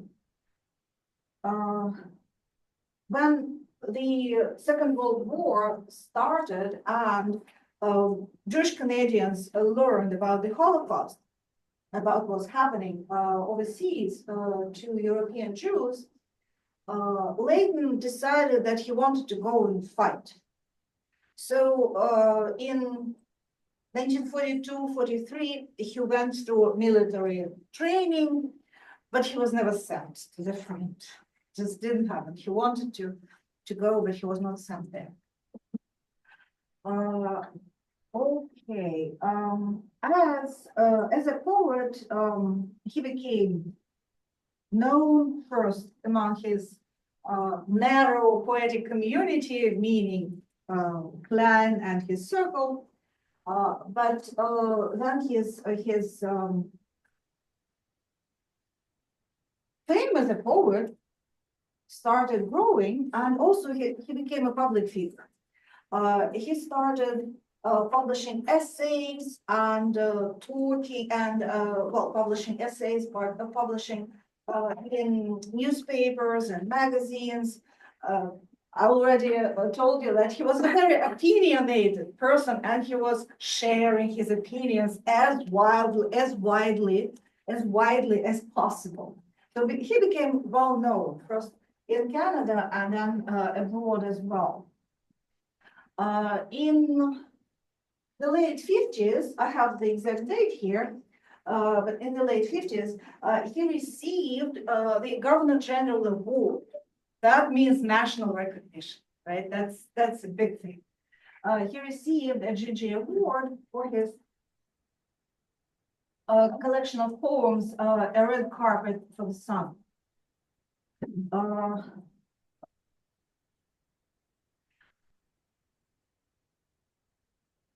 Whatever political views he was holding, and they were changing, they were not the same throughout his life.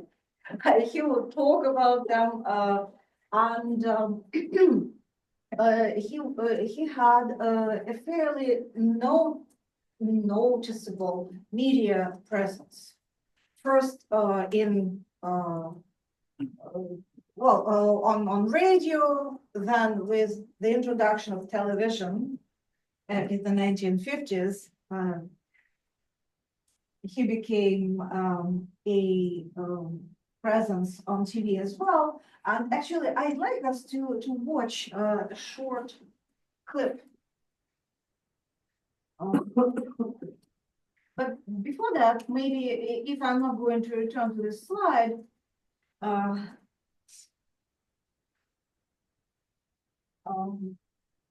go to this point.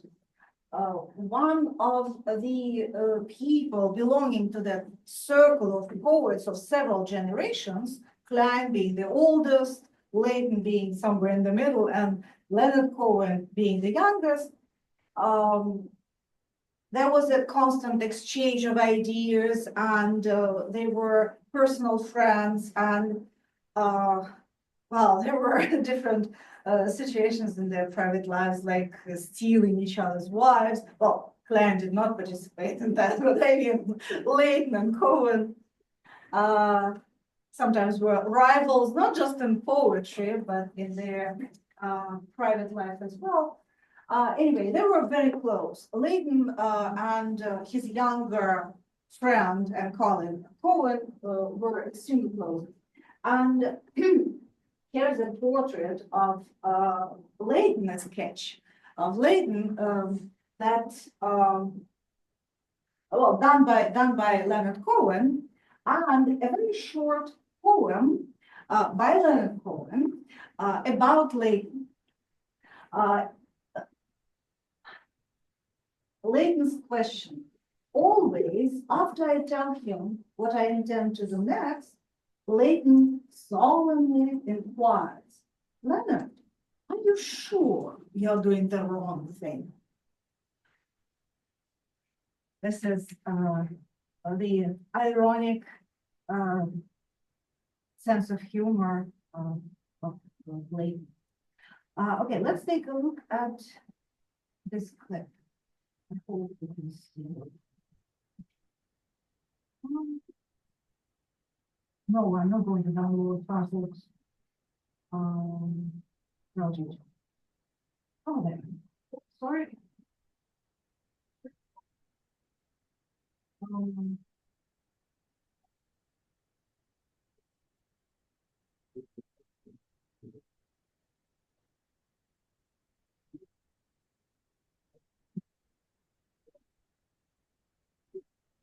has been tremendously stimulating because it meant that I was in a period.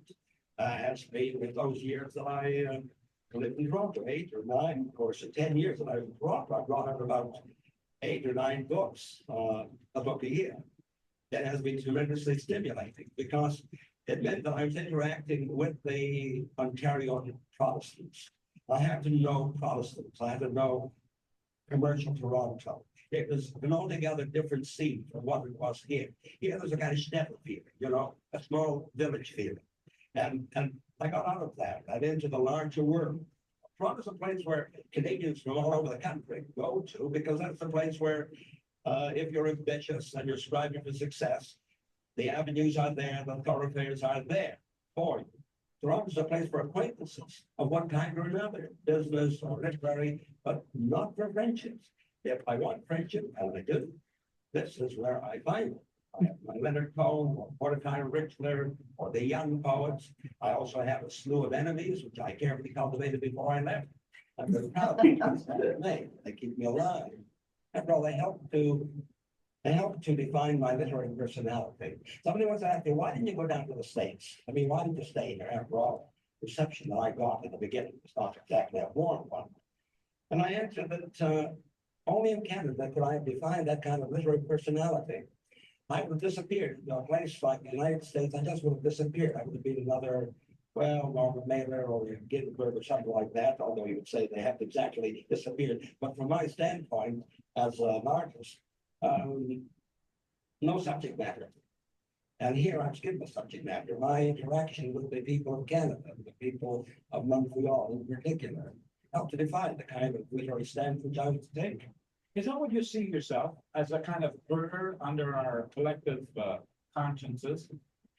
Well, that's how I defined myself. I began by attacking the Puritanism and the anti-sexuality that was in this country then, and the Philistinism and materialism.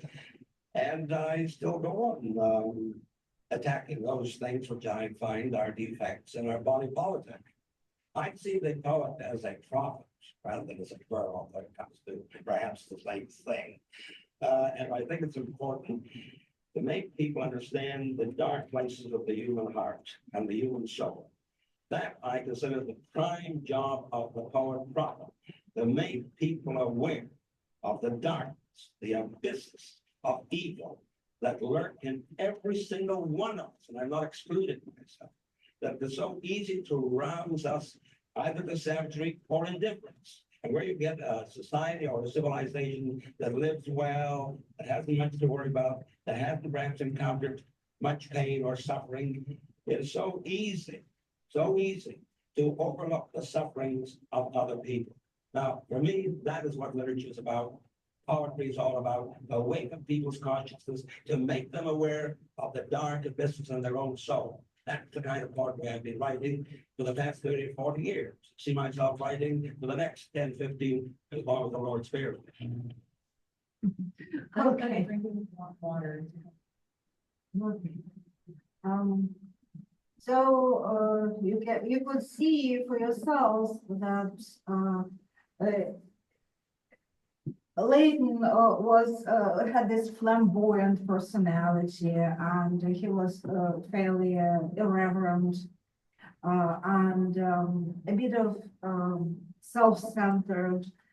But what he did, just like Klein promoted modernism in Canadian literature, Layton dragged Canadian poetry forward out of that backwardness where it used to be, where it used to stagnate.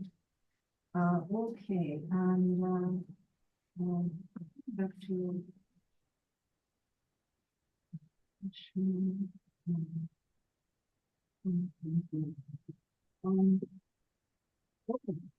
Layton published over 45 volumes, more than 45 volumes. And it's fairly obvious that he became an influential figure as, well, this media personality and as a poet and as a poet prophet, as he calls himself.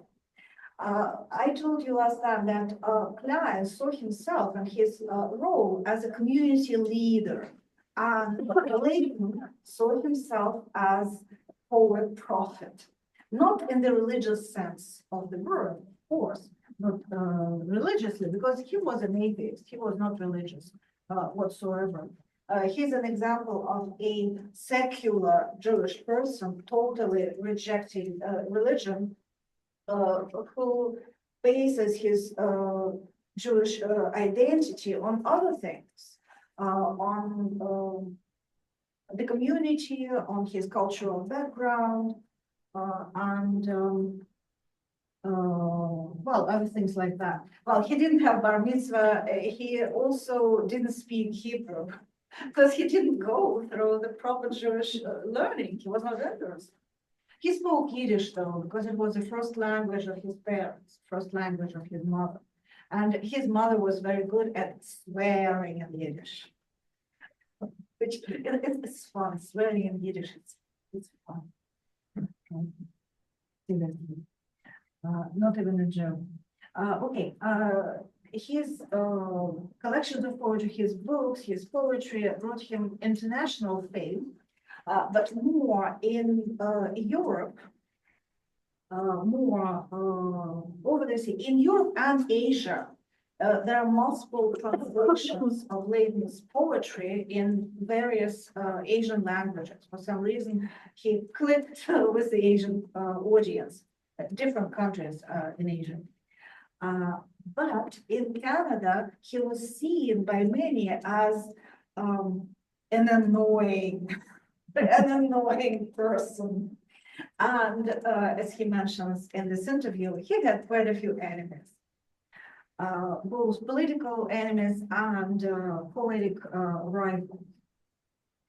Well, poetic rivals, he was disliked by a number of writers and poets in Canada because of his experimental poetry, because of his desire to continue the same line that A.M. Klein started. Modernism, saying things differently, saying things boldly, being non-traditional, but at the same time, just like Klein, Layton addressed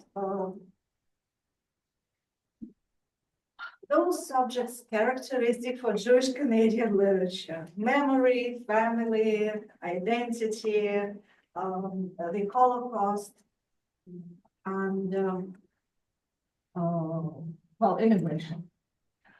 Okay, so what I have here, it's a quotation from Layton, who detested, as he calls it, his father's superstition. Oh, well, it sounds harsh. It sounds harsh, but he was, his father was not a very warm person, and Layton, maybe he rejected Judaism as religion because his father tried to shove it down his throat.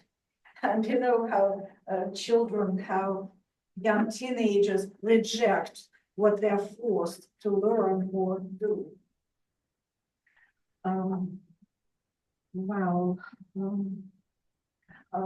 As a rebellious person, as an irreverent person, and also as a famous person, Layton was seen as a kind of potential ideological threat to the community. And I have a quote here from a scholar who wrote about Layton. A Toronto rabbi warned his congregation against Layton's poetry. He was seen as a dangerous person who could corrupt the souls of the Jewish community, of the members of the Jewish community. In the meantime, as I said, in Europe and in the US and in some Asian countries, Layton's popularity grew to the extent, or fame grew to the extent that I'm looking at the dates here in my notes. In 1980, he was nominated for the Nobel Prize for Literature. Unfortunately, he never got it.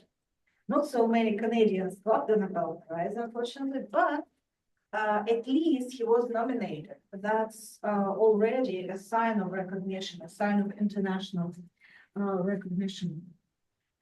Well, even though Layton tried to be a part of this general Canadian society, working to all the Canadians, he never, and even though he changed his name, he never rejected his community. And when he's talking about himself as a prophet, as a poet, prophet, it's first and foremost a prophet for his Jewish community. And he was always conscious of the situation of the Jews during that time in the 40s and 50s and 60s. Well, it was much better in the 60s, but 40s and 50s were not good decades for the Jews. And in one of his memoirs, he writes, for a Jewish Canadian writer, Canada was not a melting pot, nor it was a mosaic. So the concept of Canadian mosaic was born in the 1970s, right? And until then, everyone who was not a white Anglo person was seen, what was othered pretty badly. It was difficult for a person who did not belong to that privileged part of the society to get through that war. And he was fighting it for his Jewish Canadian community, but also for other immigrants as well. Okay, and maybe that's why he became internationally famous. Now let's take a look at some poems. We don't have a lot of time left, but at least some. Here I have okay. Well, basically, I covered this, that he was rather a social than spiritual thinker, and that's what he focuses on in his works and his poetry, human condition and the life and the issues of Jewish Canadian, the Jewish Canadian community, but not just Jewish. As a Jewish poet, he focuses a lot on the Holocaust, on the topic of the Holocaust. We'll take a look at some of his poems right now, and you will see how important that topic was for him. Okay, poems. No, they're not going to read this one. I have to make my choices. This is a poem called on seeing the statues or statuettes of Ezekiel and Jeremiah in the church of Notre Dame.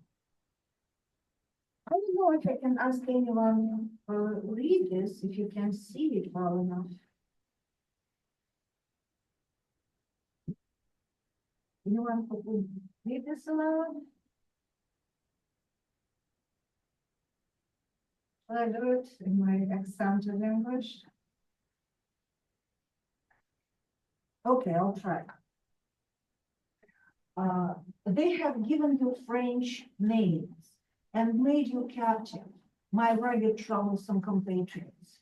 Your splendid beards, here I have seen, plaster white, and your angers unclothed with Palestinian hills quite lost in this immense and ugly edifice. You are born, I see it, sultry prophets with priests and nuns. What was jokes must pass between you. and with those morbidly religious, e.g. my prized brother-in-law, ex-Laurentian, holding his rosary, and his wife, sick with many guilts. Believe me, I would gladly take you from this spidery church, its bad melodrama, its musty smell of candle, and set you both free again. In no make-believe world of sin and penitence, but the sunlit square opposite, alive at noon with every man. You cheer up Ezekiel and you, Jeremiah, who were once cast into a pit. I shall not leave you here incensed, uneasy, among alien Catholic saints, but shall bring you from time to time my hot Hebrew heart, as passionate as your own, and stand with you here a while in aching confraternity. Now, who is he addressing here? I will show you. He is addressing these two sculptures of Ezekiel and Jeremiah, done by a French 19th century French artist, and they can still be found. They can still be seen in Montreal in the Notre Dame Cathedral in Montreal. So the Jewish prophets are sitting there in the Catholic cathedral, well, because they are biblical characters, and the Jewish Bible, called by the Christians the New Testament, contains these characters, and they are revered in a Christian church. So that's understandable. But Layton is upset. And his poetic persona in this poem is upset by the improper surrounding for these fiery, passionate Jewish prophets who have to be sitting there looking at the boring people in this dusty cathedral. So we can see Layton's attitude to Christianity here. Well, he was not a religious Jew, but his attitude to Christianity is still not favorable, right? He despises those priests and nuns, and we know why, because the priests and nuns in Montreal were kindling anti-Semitism. So no love was lost between them. Though, you remember that poem by Klein we read last time about nuns nursing a Jewish child back to health. So it's not all black and white. But still, here is Layton's opinion.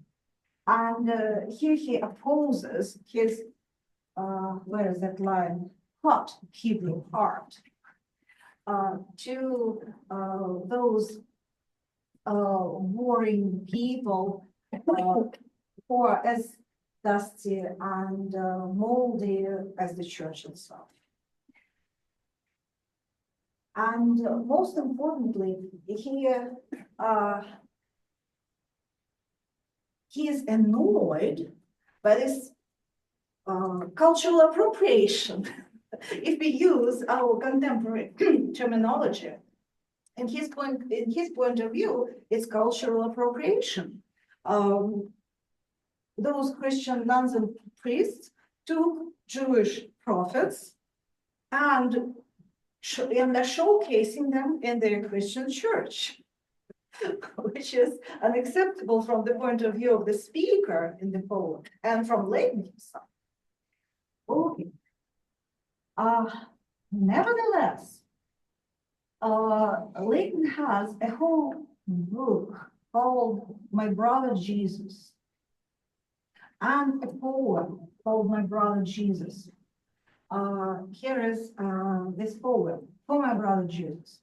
My father had terrible words for you, poor son, bastard, meshuman, and my mother loose Yiddish curses on your name and the devil's spawn on their way to church. Let's create the forced bus from the wintry Montreal street to fling clattering into our passageway. Did you ever hear an angry Jewish woman curse? Never mind the words. And the intonations alone, Jesus, the rusted nails would drop out from your pierced hands and feet and scatter to the four ends of the earth. Luckless man, at least that much you were spared. So that's an amazing, ironic poem that does several things. Okay, I keep talking. I'm bored of listening to my own voice. Maybe you have something to say. What do you think of this poem? So I got excited as I read it. That's such a beautiful poem. Anything? Well, I know everyone's tired. It's not the best time to have a class. Please. First one. Horses, who? So you see what happens. Good question. The picture he is painting here is people going to church and gathering this frozen horse and throwing at the Jews' houses, passageways next to the houses. So it's a reference to this physical manifestation of anti-Semitism. Okay, what happens here is a wonderful, beautiful picture of his mother cursing. It's so funny, it's so hilarious. Because words were the only weapon of self-defense for those Montreal Jews, and especially for a woman like his mother. But also here, again, there is a sense of Jesus being a Jewish person culturally appropriated by the Christians. Because historically, Jesus, well, if we speak from outside the Christian mythology, would have lived, possibly did, as a living person. Well, when Jewish thinkers, Jewish people reject or curse Jesus, it's not about that historical person who probably was, well, who was a young rabbi who created a new sect, right? Who was raised in the Jewish tradition. And he didn't mean to persecute Jewish people as it happened in his name centuries later. So Layton reclaims in this poem a little bit, in other poems more forcefully, Layton reclaims Jesus as a Jewish person who was mythologized by non-Jews, in whose name lots of horrible things were done to Jews, but it's not his fault. He was just a Jewish boy. You know, there's a joke. Okay, I have time to tell the joke at least. There's a joke about well, a Jewish joke about a man who prays to God, complaining that his son converted to Christianity. And he's crying, he's praying passionately, fervently, and he's talking about this horrible situation he said when his son became Christian. Suddenly, a voice from above. What are you talking about? I have the same problem. So, what Layton does is in the same vein. seeing Jesus as a person, as a Jewish boy, appropriated and mythologized. And Layton, okay, that's the last thing. I'm not going to keep you longer. That's the last thing I'm going to say. Layton writes quite a bit about Jesus in terms of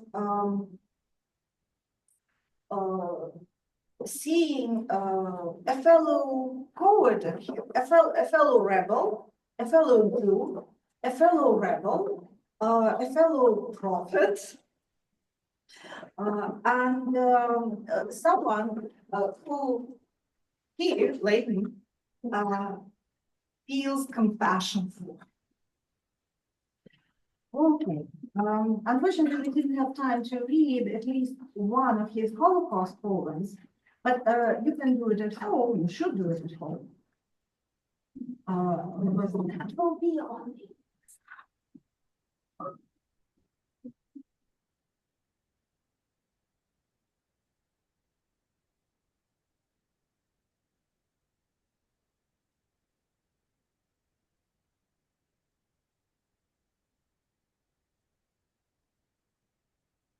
I am